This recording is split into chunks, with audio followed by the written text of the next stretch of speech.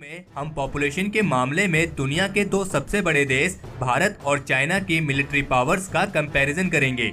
दोनों ही देशों ने हाल ही के दिनों में एक व्यापक आर्थिक प्रगति को महसूस किया है और दोनों ही देश अपने मिलिट्री पावर्स को अपग्रेड करने में लगे हुए हैं।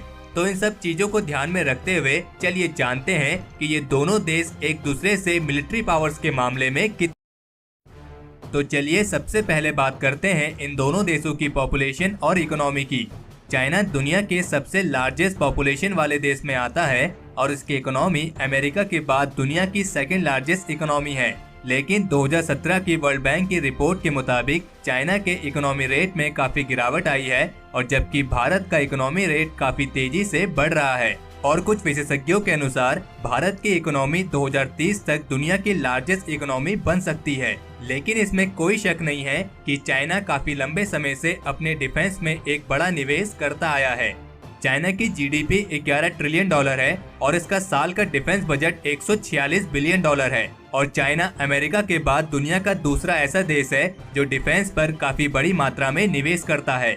और वहीं अगर बात करें भारत की तो भारत की जीडीपी 9.489 ट्रिलियन डॉलर है और इसका साल का डिफेंस बजट 55.9 बिलियन डॉलर है। और इसके साथ ही भारत दुनिया में अमेरिका, चाइना, रशिया और सऊदी अरेबिया के बाद पांचवा ऐसा देश है जो डिफेंस पे काफी बड़ी मात्रा में निवेश करता है।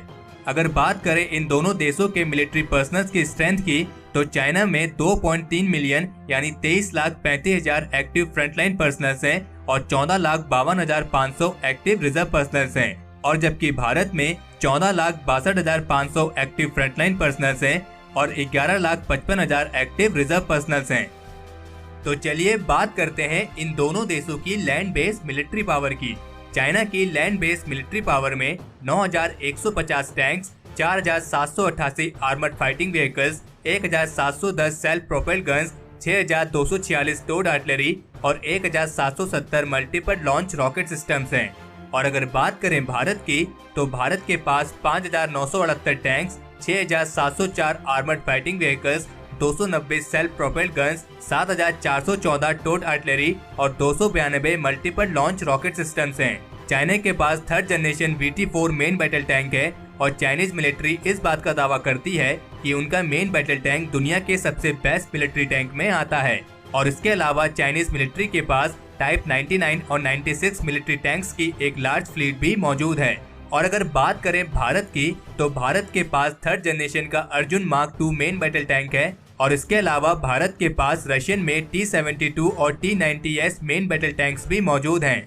और 2017 की कुछ रिपोर्ट्स के मुताबिक भारत करीब 1,000 T-90S टैंक्स को अपग्रेड करने के लिए एक बड़ा निवेश करने जा रहा है। और इसके साथ ही भारत एक फील्ड आर्टिलरी रैशनलाइजेशन प्लान को भी इनिशिएट करने जा रहा है जिसके तहत भारत करीब 3,000 से लेकर 4,000 पीस ऑफ न्यू आर्टिलरी पर करीब $3 बिलियन का निवेश करेगा।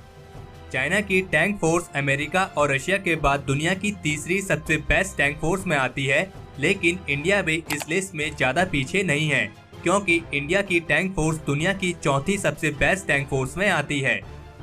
तो चलिए बात करते हैं दोनों देशों की एयरबेस मिलिट्री पावर की। कुछ विशेषज्ञों का मानना है कि चाइनीज एयरफोर्स 2030 तक अमेरिका के बाद दूसरी मोस्ट लीथल एयरफोर्स बन जाएगी। चाइनीज एयरफोर्स में टोटल 2,955 एयरक्राफ्ट हैं जिनमें 1,300 फाइटर एयरक्राफ्ट शामिल हैं। चाइनीज एयरफोर्स में Su-35 और Su-27 जैसे बेस्ट फाइटर एयरक्राफ्ट भी मौजूद हैं और इसके साथ ही चाइना ने चेंगडू J-20 और चेंगडू J-31 स्टील्थ फाइटर्स को भी विकसित किया है जो एक बेमिसाल इंजीनियरिंग का बेहतरीन उदाहरण है। और इसके अलावा चाइनीज एयरफोर्स में टोटल 912 हेलीकॉप्टर्स हैं जिनमें 206 अटैक हेलीकॉप्टर्स शामिल हैं। और अगर बात करें इंडियन एयरफोर्स की तो इंडियन एयरफोर्स पर्सनल्स और एयरक्राफ्ट के मामले में दुनिया की चौथी लार्जेस्ट एयरफोर्स में आती है और इंडियन एयरफोर्स में टोटल 2,102 एयरक्राफ्ट हैं जिनमें 900 फाइटर एयरक्राफ्ट शामिल हैं। और इंडियन एयरफोर्स के पास भी Sukhoi Su-30 MKI, Mikoyan MiG-29 और डसॉल्ट मिराज 2000 जैसे फाइटर एयरक्राफ्ट भी मौजूद हैं। इसके अलावा इंडियन एयरफोर्स के पास टोटल 666 हेलीकॉप्टर्स हैं जिनमें केवल 16 ही अटैक हेलीकॉप्टर्स हैं।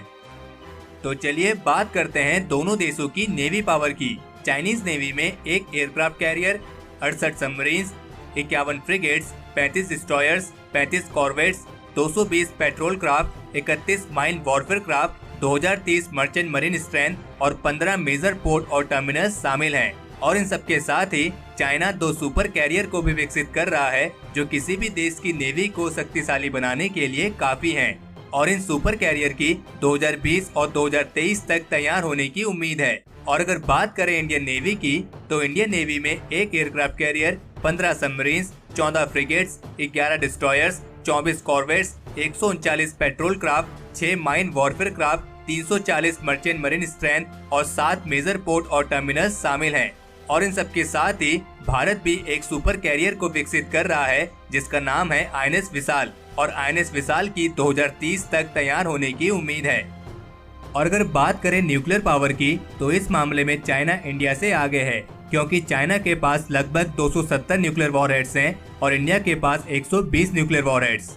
इसमें कोई शक नहीं है कि दोनों देशों की मिलिट्री पावर तेजी से वृद्धि कर रही है और दोनों ही देश टेक्नोलॉजी के मामले में भी अन्य देशों की मदद के साथ अपनी मिलिट्री पावर को बढ़ाने में लगे हुए हैं। हालांकि मौजूदा समय में चाइनीज मिलिट्री के पास इंडियन मिलिट्री के मुकाबले में थोड़े ज्यादा इक्विपमेंट्स हैं, लेकिन भारत भी इस मिलिट्री इक्विपमेंट्स के गैप को पूरा करने के अपने प्रयासों में लगा हुआ है। तो हमारे आज के इस एपिसोड के लिए इतना ही। अगर इस वीडियो को लेकर आपका कोई सुझाव या सजेशंस हो तो उसे कमेंट सेक्शन में शेयर जरूर करें। और अगर आपको ये वीडियो पसंद आई हो तो इस वीडियो को लाइक करें और अपने फ्रेंड्स के साथ शेयर करें। और अगर आपने अभी तक चैनल को सब्सक्राइब नहीं किया है तो चैनल को सब्सक्राइब करना ना भूलें।